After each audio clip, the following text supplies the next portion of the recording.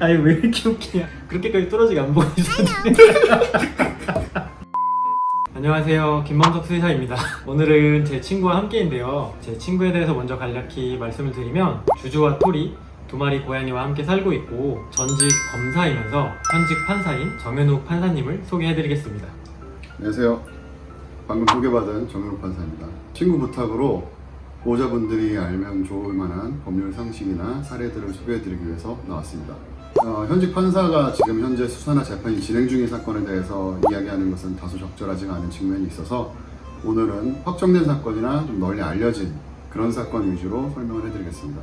오늘 말씀드릴 내용의 주제를 간단하게 분류해보면 첫 번째로 소유자, 보호자분의 일반적인 의무, 두 번째로 개물림 사고 등에 대해서 민형사상의 책임, 세 번째로 이웃 간의 분쟁, 그리고 네 번째로 동물 학대 및 처벌에 대해서 말씀을 드리겠습니다. 그럼 우선 관련 법령에 대해서 정 판사님이 간략하게 소개를 해드리겠습니다. 먼저 반려동물과 관련된 법률 관계를 규정하는 가장 기본적인 법률로는 동물보호법이 있습니다. 동물보호법은 동물학대 방지 등 동물의 생명보호, 동물의 생명 존중 등 사람과 동물의 조화로운 공존에 이바지하는 것을 목적으로 규정된 법률이고요. 그리고 반려동물, 등록 대상 동물, 맹견 이런 개념들에 대해서 정의를 하고 있습니다. 동물보호법이 제일 우선적으로 적용이 되고요. 동물보호법이 적용되지 않는 부분에서는 일반법이라고 할 수 있는 민법이나 형법, 그리고 예외적인 경우에는 경범죄 처벌법 등도 동물과 관련되어 적용될 여지가 있습니다. 잘 들었습니다. 어려운 말이 많이 나오는데요.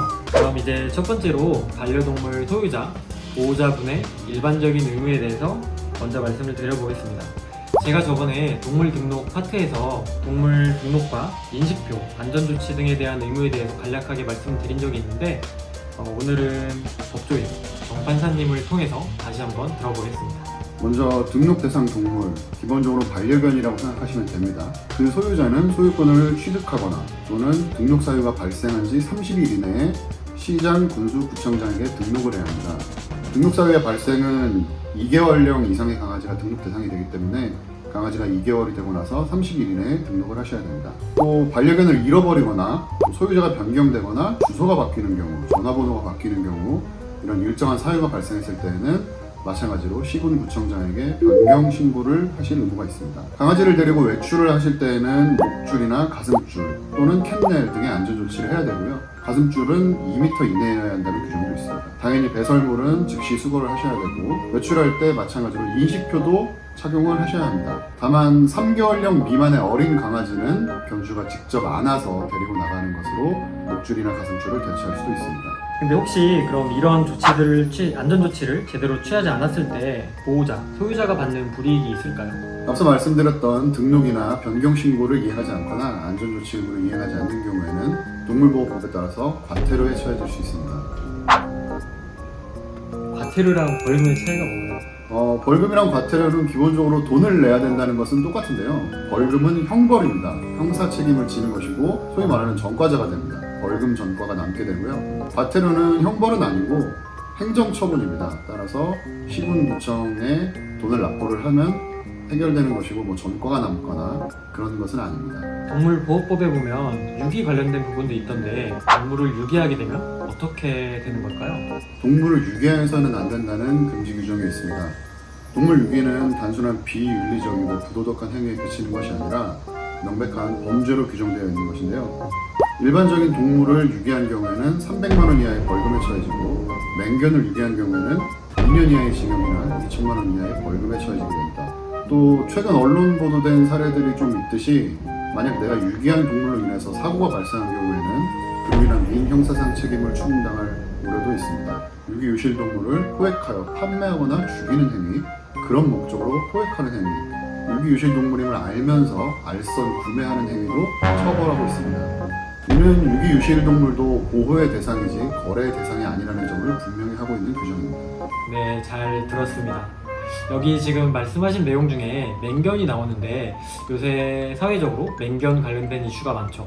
또 저희 집 1층에 보면은 맹견 관련된 포스터가 붙어 있는데 맹견 소유자분은 책임보험에 의무적으로 가입을 해야 되는데 그게 올해 2월부터 개정이 됐는데 아직 20% 이상이 가입이 안 돼 있다고 최근 기사에 나오더라고요. 그럼 또 맹견 관련돼서 어떤 규정들이 있는지 한번 정 판사님의 입으로 들어보겠습니다.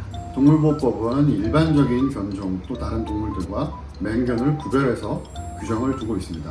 맹견의 보호자에 대해서는 특별히 더 강화된 의무를 부과하고 있는 것인데요. 먼저 맹견의 종류에 대해서 보면 도사견, 아메리칸 핏불테리어, 아메리칸 스테퍼드셔 테리어, 스테퍼드셔 불테리어, 로트와일러 및 그 견종들의 믹스견을 맹견으로 규정하고 있습니다. 맹견의 소유자는 소유자 없이 맹견이 기르는 곳을 벗어나지 못하도록 할 의무가 있고, 앞서 말했던 안전조치 의무에서 맹견의 경우는 가슴줄이 허용되지 않습니다. 반드시 목줄을 착용해야 하고, 만약 캔넬을 사용할 때는 맹견이 탈출하지 못하도록 견고한 재질의 캔넬을 사용하도록 규정되어 있습니다. 또 맹견 소유자는 안전에 관한 교육을 들을 의무가 있는데요. 맹견 소유권을 취득했을 때 한 번, 그리고 매년 정기적으로 한 번씩 안전교육을 이수해야 합니다. 또 의무보험에 가입되도록 되어 있어서 맹견 소유자는 마치 자동차 책임보험에 가입하듯이 맹견으로 인한 사고가 발생했을 때 그 손해를 배상해 줄 수 있는 보험에 가입할 의무가 있습니다.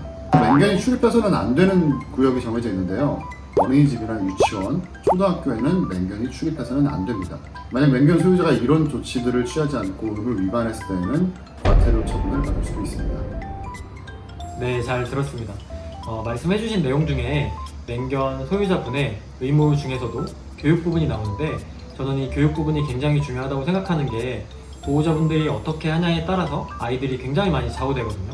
보호자분들이 아이들을 컨트롤할 수 있냐 없냐의 문제여서, 만약에 아이들을 컨트롤할 수 없다고 한다면 저는 그 보호자분들은 맹견을 소유하면 안 된다고 생각을 합니다.